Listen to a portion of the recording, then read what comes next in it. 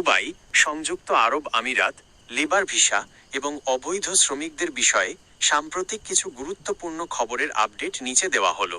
মূলত 2024 সালের শেষ দিকে শুরু হওয়া সাধারণ ক্ষমা, অ্যামনেস্টি এবং 2026 সালের নতুন নিয়মগুলো নিয়ে প্রবাসীদের মধ্যে ব্যাপক আলোচনা চলছে।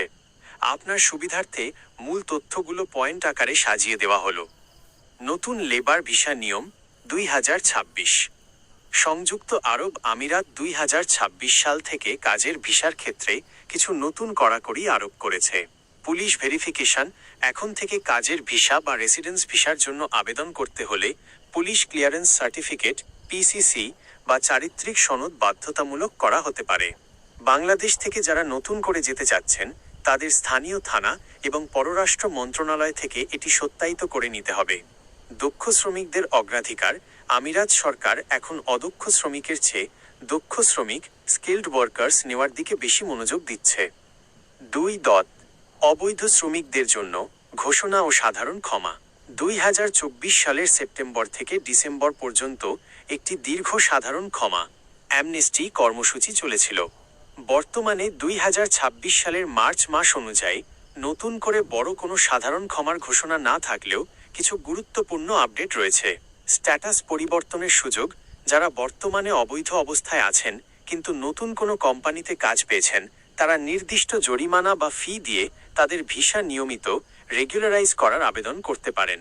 জরিমানা মওকুফের আবেদন: গুরুতর অপরাধের রেকর্ড না থাকলে অনেকে ব্যক্তিগতভাবে মানবিক কারণে জরিমানা মওকুফের আবেদন করার সুযোগ পাচ্ছেন। নিরাপদ প্রত্যাবাসন: যারা স্বেচ্ছায় দেশে ফিরতে চান তারা বড় ধরনের আইনি ঝামেলা বা ব্যান ছাড়াই ফিরে আসার সুযোগ পাচ্ছেন কিছু বিশেষ প্রক্রিয়ার মাধ্যমে। 3. প্রবাসী বাংলাদেশিদের জন্য বিশেষ সংবাদ: সম্প্রতি বাংলাদেশ ও আমিরাত সরকারের মধ্যে দ্বিপাক্ষিক আলোচনার ফলে কিছু ইতিবাচক পরিবর্তন দেখা যাচ্ছে। আটকে পড়া শ্রমিকদের ভিসা বৃদ্ধি: মধ্যপ্রাচ্যের অস্থির পরিস্থিতির কারণে যারা সময়মতো ফিরতে পারেননি বা যাদের ভিসা শেষ হয়ে গেছে তাদের ভিসার মেয়াদ 31 মার্চ 2026 পর্যন্ত বৃদ্ধি করার সুযোগ দিয়েছে আমিরাত কর্তৃপক্ষ।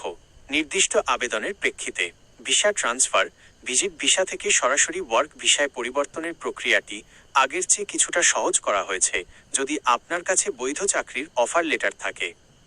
সতর্কতা: অনলাইনে বা সোশ্যাল মিডিয়ায় অনেক সময় ভুয়া সাধারণ ক্ষমা বা ফ্রি ভিসার খবর প্রচার করা হয়।